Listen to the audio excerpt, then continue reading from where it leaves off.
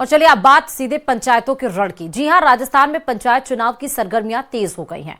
राज्य निर्वाचन आयोग ने सभी जिला कलेक्टर्स को चुनावी गाइडलाइन जारी कर दी है। वहीं प्रदेश भाजपा ने भी साल 2026 को लेकर अपने सियासी लक्ष्य तय कर लिए हैं। पंचायत से लेकर विकास और रिफाइनरी तक कई बड़े मुद्दों पर प्रदेश अध्यक्ष मदन राठौड़ ने खुलकर अपनी बात रखी है। देखिए रिपोर्ट।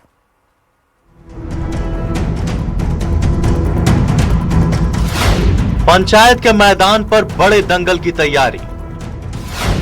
15 अप्रैल से पहले चुनाव कराने के निर्देश। राज्य निर्वाचन आयोग ने भेजी गाइडलाइन। राज्य निर्वाचन आयोग ने सुप्रीम कोर्ट के आदेश के तहत 15 अप्रैल से पहले पंचायत चुनाव कराने की तैयारी शुरू कर दी है। मार्च में मतदान की संभावना जताई जा रही है।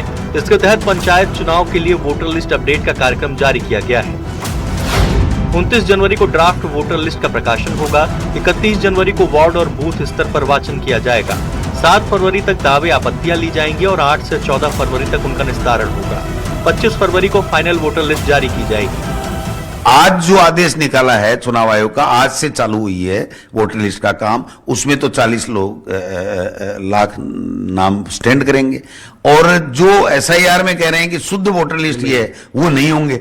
तो फिर इसका मतलब इस बहाने फिर ये चुनाव अटका करके वो कोर्ट में जाके कहेंगे साहब ये हमको ठीक करना पड़ेगा, इसलिए और समय दीजिए। मुझे जो लग रहा है शंका लग रही, और इससे हमारा नुकसान भी हुआ है। 3000 करोड़ रुपए पंचायती राज के केंद्र सरकार ने रोक लिए कि साहब हम पैसे नहीं देंगे जब तक आप चुनाव नहीं कराओगे। इस बार 1 जनवरी 2026 तक 18 साल पूरा करने वाले युवा भी वोटर बन सकेंगे। पंचायत चुनाव के लिए 3 स्तर पर वोटर लिस्ट तैयार होगी, जो विधानसभा वोटर लिस्ट के डेटा पर आधारित होगी। एक पोलिंग बूथ पर अधिकतम 1100 वोटर होंगे। ट्रांसजेंडर मतदाताओं के लिए थर्ड जेंडर का विकल्प भी दिया गया है। प्रदेश में 14,000 से अधिक ग्राम पंचायतों के चुनाव एक साथ होंगे, जबकि पंचायत समिति और जिला परिषद के चुनाव चरणबद्ध तरीके से होंगे। हम चाहेंगे कि वो इस प्रकार की बने कि एक वर्ष में ही सारे चुनाव संपन्न हो जाए और उसके बाद लगातार विकास के निमित्त सारी संस्थाएं लग जाए। तो उस दिशा में भी हम काम कर रहे हैं। अभी स्थानीय निकाय पंचायतों के चुनाव होने वाले हैं, पंचायत समिति जिला परिषद के। तो भारतीय जनता पार्टी सभी क्षेत्रों में विजयी होगी। कुल मिलाकर पंचायत चुनाव की तैयारी से लेकर 2026 के राजनीतिक रोड मैप तक राजस्थान में सियासी हलचल तेज हो चुकी है। आने वाले महीनों में चुनावी मुकाबले के साथ साथ विकास की दिशा भी तय होगी। जयपुर से न्यूज़ 18 राजस्थान के लिए सुधीर शर्मा की रिपोर्ट। और इधर प्रदेश भर में आगामी नर्सिंग ऑफिसर भर्ती 2026 को लेकर संविदा और निविदा पर कार्यरत नर्सिंग कर्मियों का आक्रोश अब सड़कों से आगे बढ़कर सरकार तक सीधे संदेश भेजने की कोशिश में बदल गया है। पहली तस्वीर हम आपको जो दिखा रहे हैं वो उदयपुर की है, जहां संविदा नर्सिंग कर्मियों का अनोखा विरोध खून से पत्र लिखकर भर्ती और बोनस की मांग की गई है। वहीं कुछ ऐसा ही हाल चूरू में भी देखने को मिला, जहां नर्सिंग भर्ती 2026 को लेकर चूरू में नर्सिंग ऑफिसर्स का पोस्टकार्ड अभियान दिखाया। खून से लिखी मांगे सरकार तक भेजी गई हैं।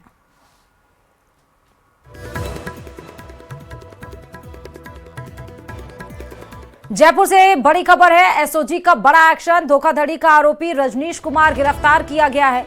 6 लाख में स्कॉर्पियो देने के नाम पर वो ठगी करता था और इसके साथ साथ क्रिप्टो करेंसी सोशल मीडिया में निवेश का वो झांसा देता था।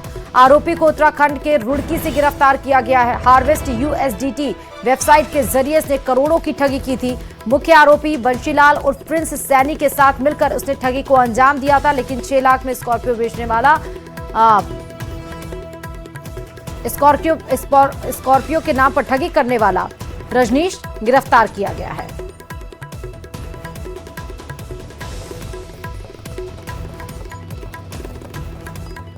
राजस्थान में नए साल की शुरुआत के साथ ही एंटी करप्शन ब्यूरो ने भ्रष्टाचार के खिलाफ सख्त रुख साफ कर दिया है।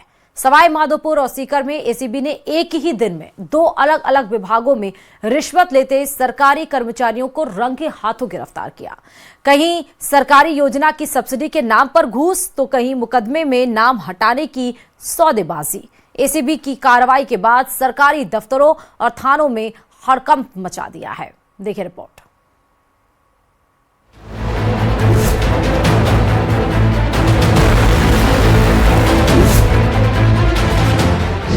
घूसखोरों के खिलाफ लड़ाई, एसीबी की कार्रवाई। एसीबी की छापेमारी, नहीं बचेंगे भ्रष्टाचारी। एक्शन दमदार, घूसखोरी पर वार।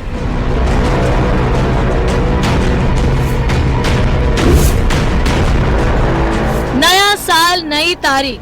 साल के पहले दिन ही एसीबी ने भ्रष्टाचार पर ऐसा वार किया कि सरकारी दफ्तरों में हड़कंप मच गया।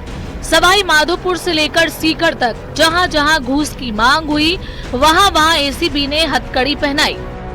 सबसे पहले बात सवाई माधोपुर की, जहां अंबेडकर प्रोत्साहन योजना की सब्सिडी दिलाने के नाम पर 25,000 रुपए की डिमांड की गई। इस बात की भनक एसीबी तक पहुंची। फिर क्या था, एसीबी ने रिश्वतखोर के खिलाफ जाल बिछाया और घूस लेते ही यूडीसी को रंगे हाथों गिरफ्तार कर लिया। कार्रवाई करते हुए परिवादी सूर्य प्रकाश नामा यूडीसी जो है या डीआईसी सेंटर्स में उसको 25,000 रुपए रिश्वत लेते हुए रंगे हाथों गिरफ्तार किया। सर जानकारी ये भी मिली थी पैसे भी छिपाने का प्रयास किया, छत पे फेंक दिए थे। हाँ, उसने पैसे जो जेब से निकाल के जो है वो फेंक दिए थे, जिसको भी हमारे जो है बकायदा सारे पैसे रिकवर कर लिए गए। वहीं सीकर जिले के नीमका थाना में कानून का रखवाला ही कानून तोड़ता पाया गया। सदर थाने के हेड कांस्टेबल राजेश कुमार ने परिवादी से मुकदमे में नाम हटाने के एवज में 50,000 की डिमांड कर डाली। पहली किश्त ली जा चुकी थी। जैसे ही दूसरी किश्त के 10,000 लेते आरोपी कांस्टेबल को दबोच लिया गया। एक शिकायत प्राप्त हुई, जिस पर माननीय एसपी ने परिवादी से संपर्क किया और उससे एप्लीकेशन लेके सत्यापन करवाया गया शिकायत का। शिकायत सही पाए जाने पर दिनांक 1 को आरोपी राजेश कांस्टेबल को 10,000 रुपए की राशि लेते हुए रंगे हाथों गिरफ्तार किया। इनका आपस में कोई जमीन का मामला था, उस थाने पे एफआईआर दर्ज थी। तो आरोपियों के नाम काटने की एवज में इन्होंने 10,000 पहले ले लिए थे और 10,000 आज। नया साल शुरू होते ही एसीबी ने साफ कर दिया है, चाहे फाइल के नाम पर घूस हो या केस मिटाने की सौदेबाजी, अब हर रिश्वत की कीमत हथकड़ी से चुकानी होगी। Bureau report, news 18 Rajasthan.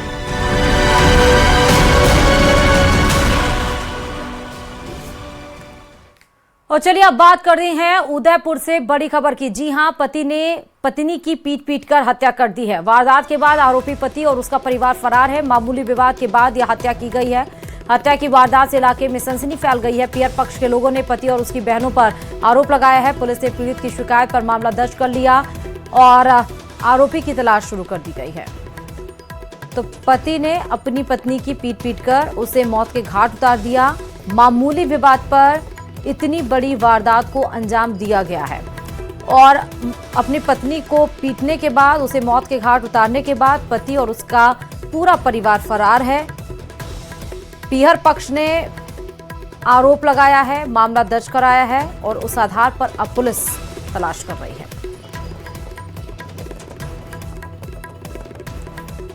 और अब चलिए बुलेटिन में आगे बात चौमू से आई बड़ी खबर की, जहां मस्जिद के बाहर रेलिंग लगाने को लेकर जारी विवाद के बीच प्रशासन अब अतिक्रमण पर सख्त नजर आ रहा है। प्रशासन की ओर से अतिक्रमण हटाने को लेकर पहले ही नोटिस जारी किए जा चुके थे और नोटिस में दी गई समय सीमा अब पूरी हो चुकी है। नगर परिषद द्वारा दुकानों और मकानों के बाहर नोटिस चस्पा किए गए थे, जिसमें 31 दिसंबर तक जवाब प्रस्तुत करने के निर्देश दिए गए थे।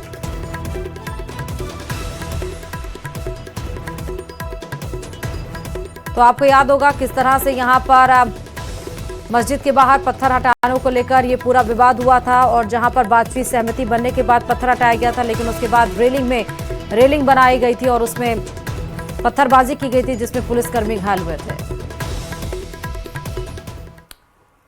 31 दिसंबर को टोंक में एक कार से मिले 150 किलो एमोनिया नाइट्रेट के बाद जांच एजेंसियां पूरी तरह से अलर्ट मोड पर है।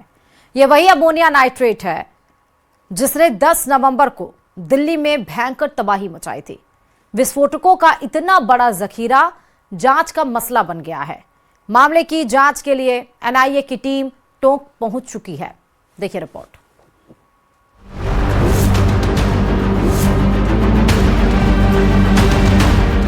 टोंक में अमोनियम नाइट्रेट की बड़ी खेप बरामद होने के बाद जांच एजेंसियां पूरी तरह अलर्ट मोड पर हैं। मामले की गंभीरता को देखते हुए एनआईए की टीम टोंक पहुंचकर जांच शुरू कर दी है। जानकारी के अनुसार डीएसटी ने शुक्रवार को एक कार से करीब 150 किलो अमोनियम नाइट्रेट बरामद किया था। 31 दिसंबर को कार से 150 किलो अमोनियम नाइट्रेट बरामद हुआ। 200 डेंजर एक्सप्लोसिव कार्टेज मिली। सेफ्टी फ्यूज वायर के 6 बंडल जब्त किए गए। पुलिस ने 2 आरोपियों को अरेस्ट किया। खाद के कट्टों के भीतर लाया जा रहा था मौत का सामान। सूत्रों के मुताबिक एनआईए की टीम स्थानीय पुलिस, डीएसटी और अन्य खुफिया एजेंसियों के साथ समन्वय स्थापित कर जांच को आगे बढ़ा रही है। अब सबसे बड़ा सवाल ये कि कहां से कार आई, कहां से लाया गया विस्फोटक और कहां ले जाया जा रहा था मौत का सामान। विध्वंसक गतिविधियों में तो नहीं होना था इसका इस्तेमाल। इसके पीछे कौन कौन शामिल है, इन सभी बिंदुओं पर बारीकी से जांच की जा रही है। बरामद कार के दस्तावेज, नंबर प्लेट और उसमें सवार व्यक्तियों के आपराधिक रिकॉर्ड की भी जांच की जा रही है।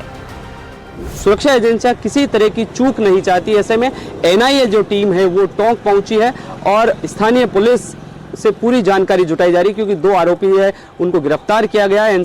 ऐसे में उनसे भी पूछताछ की जा रही है कि ये विस्फोटक सामग्री वो कहां से लाए गए थे और उसका कहां सप्लाई करनी थी और इसका उपयोग कहां होने वाला था। ऐसे में सुरक्षा एजेंसियां हैं वो टोंक पहुंची है बरौनी थाने में और तमाम पहलुओं पर जांच की जा रही है। न्यूज़ 18 राजस्थान, दौलत पारिक, टोंक।